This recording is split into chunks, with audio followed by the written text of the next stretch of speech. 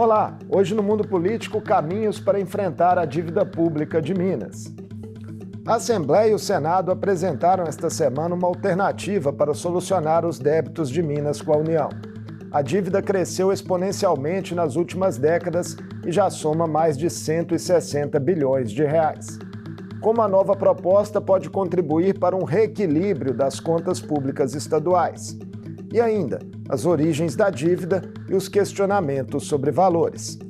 Eu converso com a auditora Maria Lúcia Fatorelli, coordenadora nacional da Auditoria Cidadã da Dívida.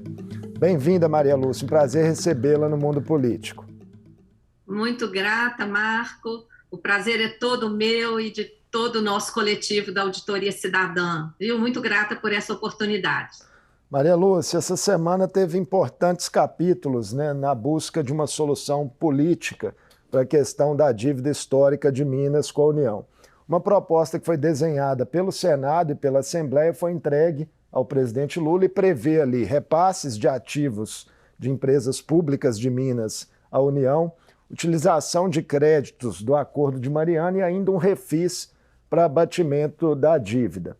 Zema, o governador, também teria dado ok da parte do Executivo Estadual. Qual a sua impressão sobre esse pacote? Olha, Marco, em primeiro lugar, a apresentação desse pacote, como você chamou muito bem, mostra que existe, sim, alternativa, né? Porque, inicialmente, o governador Zema falou que Minas Gerais tinha que entrar no tal regime de recuperação fiscal, que não tinha outro jeito. Então, em primeiro lugar, essa proposta já mostra que é possível ter alternativa, sim. Não precisa correr e entrar no regime de recuperação fiscal, que de recuperação não tem nada, né? A gente pode falar depois. Quanto à proposta, nós tivemos acesso ontem ao documento que foi apresentado, né, ao presidente, inclusive, da República, pelo senador Rodrigo Pacheco. Está assinado por ele o documento. E nós analisamos esse documento e verificamos que ele é extremamente nocivo para Minas Gerais. Eu vou começar por um crédito que Minas Gerais negociou com a União o crédito que ela tinha direito a receber em decorrência da Lei Candir. Tá? A Lei Candir, para quem está nos ouvindo, foi uma lei federal lá da década de 90 que deu isenção de um imposto estadual, o ICMS, no caso de exportações. O que dizia essa lei? O governo federal está dando uma isenção de um tributo estadual e o governo federal vai ressarcir os estados do valor que eles deixarem de arrecadar por conta dessa lei. Só que o que aconteceu ao longo dos anos? Esse ressarcimento não foi feito corretamente. O estado de Minas Gerais, Marco, acumulou um crédito de Lei Candir até o ano de 2015 de 135 bilhões de reais. Tá? 135 bilhões. Era o que Minas Gerais tinha direito a receber, corrigido só até 2015. O governador Zema aceitou receber, há 2 anos atrás, 8 bilhões. Ele abriu mão de mais de 125 bilhões. Então, ele aceitou receber 8. Maria Lúcia, esse foi um acordo mediado pelo Supremo Tribunal Federal, esse acordo aí relacionado à Lei Candir. Você acredita que há espaço político para reabrir essa discussão? Olha, tem que reabrir porque não houve um debate correto, não houve transparência das contas e nem o governador ele não poderia abrir mão de mais de 120 bilhões de crédito da Lei Candir, porque agora, o que está acontecendo nessa nova proposta que o senador Rodrigo Pacheco apresentou ao presidente Lula? aqueles 8 bilhões que Minas Gerais recebeu em decorrência desse péssimo acordo, que abriu mão de mais de 120 bilhões de reais, aqueles 8 que o Zema aceitou receber e se conformou em receber, foram parcelados em 18 anos. Nessa proposta aqui, que o Rodrigo Pacheco apresentou, esses 8 bilhões passam para a União. A União não vai mais ter que ressarcir Minas Gerais nem desses 8 bilhões. Seria batido da dívida. Como? Seria um abatimento da dívida. Olha, Marco, se as contas tivessem sido feitas corretamente, Minas Gerais seria credora perante a União. Primeiro, porque aquela dívida refinanciada lá na década de 90, ela já foi paga várias vezes. E ela foi paga várias vezes porque foi aplicado inicialmente um índice de atualização, o IGPDI, que é um índice calculado por uma instituição privada que engloba a variação do dólar. Sobre esses números. Logo após a negociação, lá no final da década de 90, houve uma disparada do dólar. Você se lembra que o dólar estava 1 a 1 lá na década de 80? Desculpa. Você se lembra que o dólar tinha paridade, $1, R$1 na década de 90? Em 1999, isso aí acabou e o dólar disparou. Toda essa variação do dólar impactou na dívida de Minas. Isso é uma ilegitimidade flagrante. Então, Marco, voltando, se a dívida...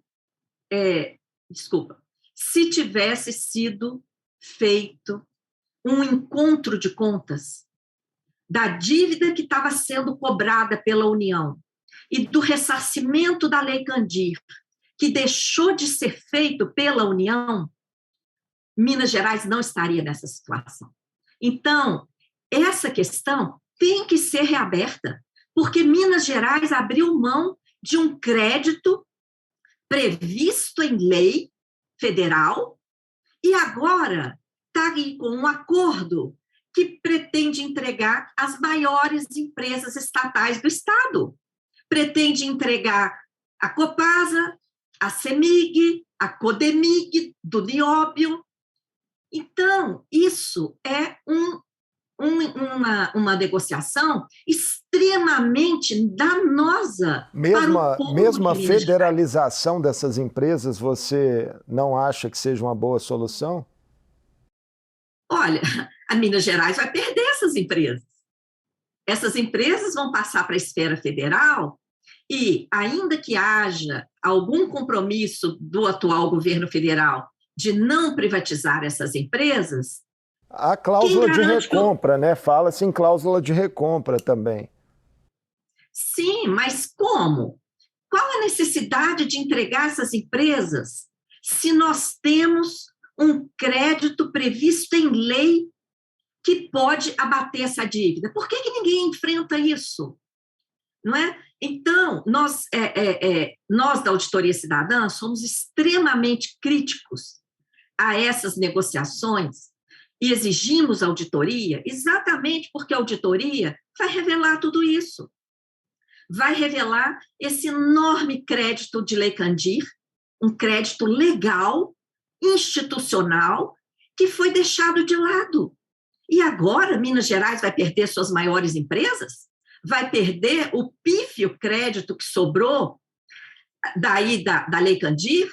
Vai perder os créditos decorrentes dos danos ambientais que estão aí no Estado? Quantas famílias ainda não receberam indenização alguma em decorrência dos crimes de Mariana e Brumadinho? E agora, esses créditos judiciais, Minas Gerais vai abrir mão? Não tem cabimento isso, não é?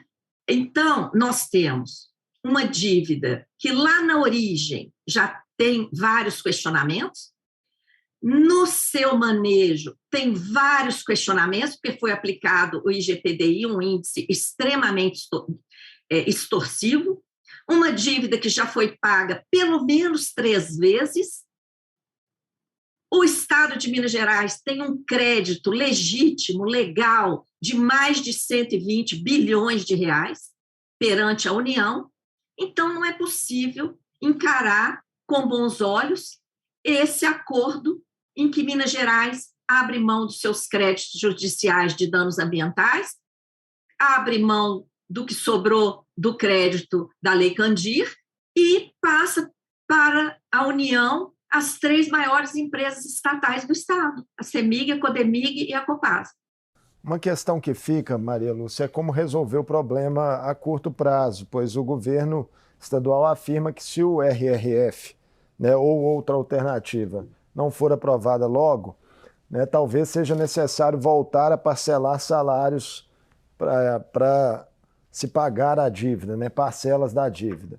Você acredita que o Supremo Tribunal Federal será sensível a um novo pedido para prorrogação de suspensão do pagamento dessa dívida?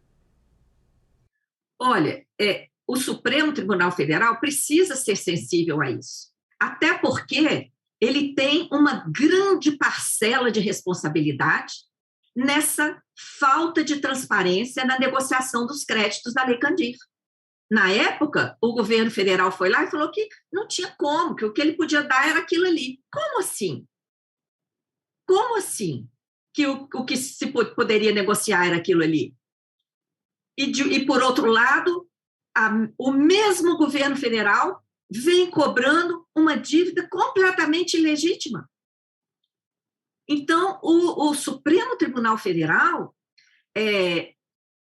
precisa reabrir tanto o prazo para esse absurdo regime de recuperação fiscal, até porque olha o resultado desse regime, onde ele foi implantado.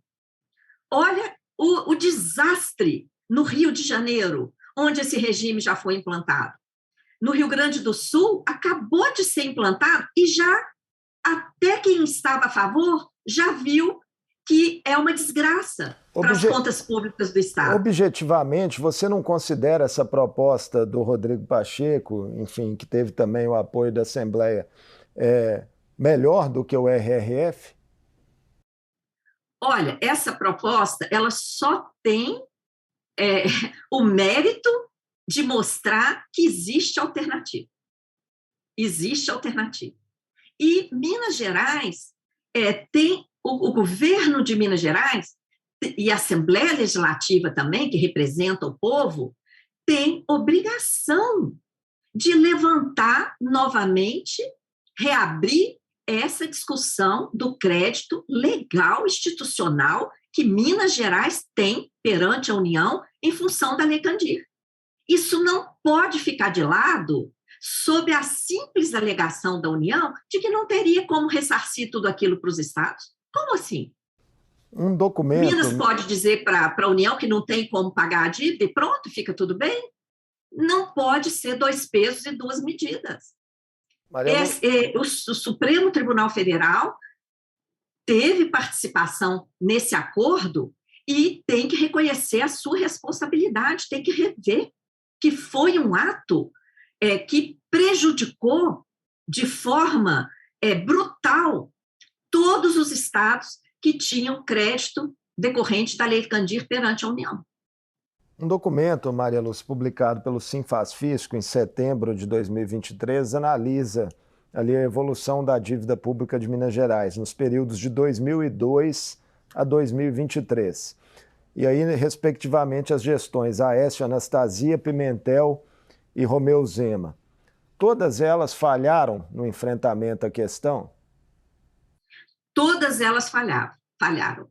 Inclusive a anterior a ela, a essas todas que você citou aí, tá? Que foi a administração que fez a renegociação da dívida, que lá na origem englobou passivos do Benge e do Crédito Real que foram privatizados. Que passivos eram esses? Passivos privados, em grande parte, mas que isso nunca foi devidamente esclarecido.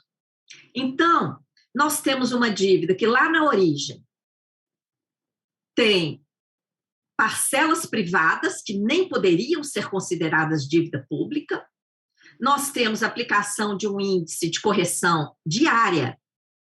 Nós fizemos aí, teve uma comissão especial aí na Assembleia Legislativa de Minas Gerais, nós da Auditoria Cidadã da Dívida assessoramos voluntariamente, tivemos acesso, inclusive, a CDs de cálculos, ficou provado que a atualização monetária pelo IGPDI era diária. Então, essa dívida cresceu como uma bola de neve por uma atualização monetária diária com base no maior índice de atualização do planeta. Isso tem que ser revisto desde lá de trás. E houve também erros de cálculo, o percentual de juros foi calculado como se desobedecendo o contrato. Não é? Lá na época, nós fizemos uma demonstração de que havia erro de cálculo nesses juros também. Então, havia erro na atualização, havia erro nos juros, e nenhum governo até hoje enfrentou isso. Como que esse endividamento... E vem jogando para frente essa dívida, sacrificando o povo de Minas Gerais, sacrificando o serviço público, jogando a culpa em cima do serviço público. Então, em relação ao serviço público, né, como esse endividamento já tem impactado os serviços, né, a prestação de serviços do Estado nas últimas décadas? Em exemplos práticos, assim, que para vocês isso fica claro. Olha, a gente está acompanhando a mobilização de servidores aí. A gente está vendo a carência de pessoal na área ambiental, na área da saúde, na área da educação. Concursos têm sido adiados, reconhecimento de reajustes salariais, reposição inflacionária, tudo isso tem sido adiado. Então, a prestação de serviços públicos à população, ela tem sido extremamente afetada, não é, por conta desse privilégio dado ao pagamento dessa chamada dívida pública ao longo dessas décadas todas, e, adicionalmente, não é, vários investimentos de infraestrutura que seriam urgentes e necessários no Estado, estão deixando de ser feitos também. Outro ponto que nós levantamos, que poderia ser considerado nesse momento, são as negociações que estão feitas aí em Minas Gerais em relação à exploração do lítio. O lítio, hoje, é considerado o mineral mais importante por conta da sua ligação com a geração de energia limpa. Na África, está em vias de começar uma guerra lá na Nigéria por conta do lítio. E que acordo que foi feito aí em Minas para entregar a exploração do lítio para empresas estrangeiras? Então, veja bem, o Estado de Minas Gerais, um Estado riquíssimo, está dando benefícios impressionantes para a mineração, para o grande agronegócio, privados, sacrificando os serviços sociais, abrindo mão de créditos, como o crédito da Lei Candir, abriu mão de mais de 120 bilhões de créditos, e agora vem dizer que se não assinar esse regime de recuperação fiscal, tem que parar de pagar servidores? Olha, ninguém é bobo, não. A gente está vendo o que está acontecendo. Maria Lúcia, a Auditoria Cidadã da Dívida, né, cobra há bastante tempo mais transparência no processo de endividamento brasileiro e aponta que os órgãos de controle fazem investigações apenas pontuais. Essa defesa, né, de uma auditoria integral da dívida pública, por que ela não encontra eco nos poderes? Não encontra por conta do domínio do poder econômico que está no poder financeiro, nas grandes corporações que exploram a mineração, o grande agronegócio, parte do setor industrial, não é? Esse domínio financia campanhas eleitorais, domina, não é, a grande mídia. Você vê que muitas questões que a Auditoria Cidadã denuncia não tem eco na grande mídia, não é? Tudo isso decorre do domínio do poder econômico sobre o poder político no país. Agora, há economistas liberais, Maria Lúcia, que classificam os pedidos de auditoria da dívida como negacionismo fiscal. Como que você reage a essas críticas? Olha, só da pessoa não querer uma auditoria, você já tem que desconfiar dela. Por quê? Quem não deve não teme. A auditoria é simplesmente uma ferramenta que traz à tona o que os documentos revelam, porque uma auditoria, ela não decorre da opinião de ninguém, do interesse de ninguém. Uma auditoria, ela é feita com base em documentos oficiais, e ela revela, não é? O que aqueles documentos dizem. Por que não querem auditoria? Porque não querem revelar como o Brasil está sendo roubado, como estamos submetidos a uma chamada dívida pública, que na esfera federal, o Tribunal de Contas da União, provocado pelo senador Álvaro Dias, que aprovou o seu pedido lá no plenário do Senado, revelou, o que o Tribunal de Contas revelou? Que a dívida interna federal, que já passa de 8 trilhões de reais, não tem contrapartida alguma em investimentos. Ora, uma dívida que não tem contrapartida em investimentos está servindo para quê? Está servindo para remunerar diariamente a sobra de caixa dos bancos, o que nós chamamos de bolsa banqueiro, não é? Levou ano passado quase 200 bilhões de reais dos cofres públicos federais, dinheiro que faltou na saúde, na educação, etc. E nós revelamos também vários outros mecanismos, até mecanismos fraudulentos que geram dívida. Aí, no estado de Minas Gerais, por que o poder econômico não quer uma auditoria? Porque vai mostrar que lá na origem, passivos do Benji, que englobavam dívidas privadas, foram empurrados para as costas do Estado. Não quer revelar toda a incompetência das administrações que fecharam os olhos para as irregularidades incluídas nesse sistema da dívida. Não é? E mais, o poder econômico quer continuar com a prioridade na compra de empresas privatizadas, não é? No domínio do poder econômico, e a submissão trazida pelo sistema da dívida facilita tudo isso. Não é? Então, quem está lucrando com esse sistema não quer transparência, não quer que esses erros sejam revelados, quer que continue todo o privilégio que eles têm tido, né, desde sempre. Então, essa é a questão. Nós, como sociedade civil, estamos do lado da população, estamos do lado da classe trabalhadora, que paga essa conta. Maria Lúcia, aproveitar a sua presença aqui para falar também sobre a reforma tributária, né, já que o Congresso trabalha para aprovar de forma definitiva até o final do ano a primeira etapa dessa proposta. Qual a sua visão, né, sobre o texto da forma como ele está hoje? Né? Ele vai trazer uma simplificação tributária que é desejada aí há décadas por setores expressivos da nossa sociedade? Olha, eu sou extremamente crítica a essa alegação de simplificação. Porque hoje, como que acontece? Os estados arrecadam o seu próprio tributo e já existem, né? Já existe o Concefaz, já existem vários mecanismos de regularizar a situação entre todos os estados. O que essa reforma traz?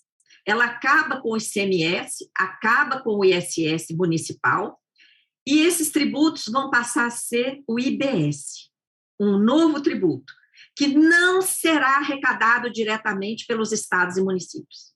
Vai ser arrecadado por um conselho federativo. E esse conselho federativo é que depois vai fazer o repasse para os estados e municípios. Isso aí simplifica? Criou mais um passo, criou mais uma estrutura pública. Ademais, esse conselho federativo é um conselho independente. Nós estamos vendo o que nós estamos passando com o Banco Central independente. arbitrando juros abusivos sem justificativa técnica ou econômica ou científica alguma. Então, a gente vê que tem um grande risco para os estados e municípios nessa nova proposta de reforma tributária. 6 estados do Sul e do Sudeste, Maria Lúcia, falam em aumentar o ICMS para compensar perdas na reforma. Há mesmo essa necessidade? Olha, essa reforma vai trazer perdas, com certeza, e aumentar ainda mais a tributação sobre o consumo, porque ICMS e ISS incidem sobre o consumo, torna o modelo tributário brasileiro o mais regressivo, o mais injusto do planeta.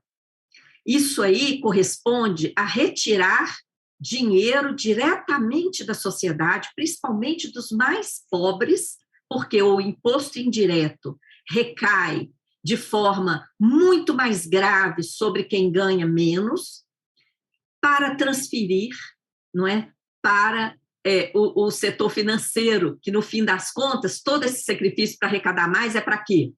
Para pagar o gasto com essa dívida ilegítima que precisa ser revista, precisa ser enfrentada por meio da ferramenta de uma auditoria.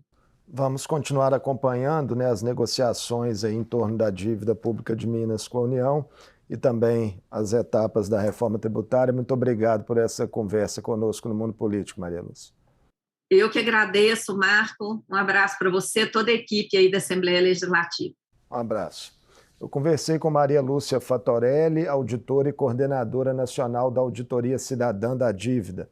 Falamos sobre os caminhos possíveis para o enfrentamento dos débitos de Minas Gerais com a União, com uma nova proposta construída pelo Senado e Assembleia de Minas, e também das origens e causas da evolução do problema nas últimas décadas. O Mundo Político fica por aqui. Obrigado por nos acompanhar e até o próximo programa.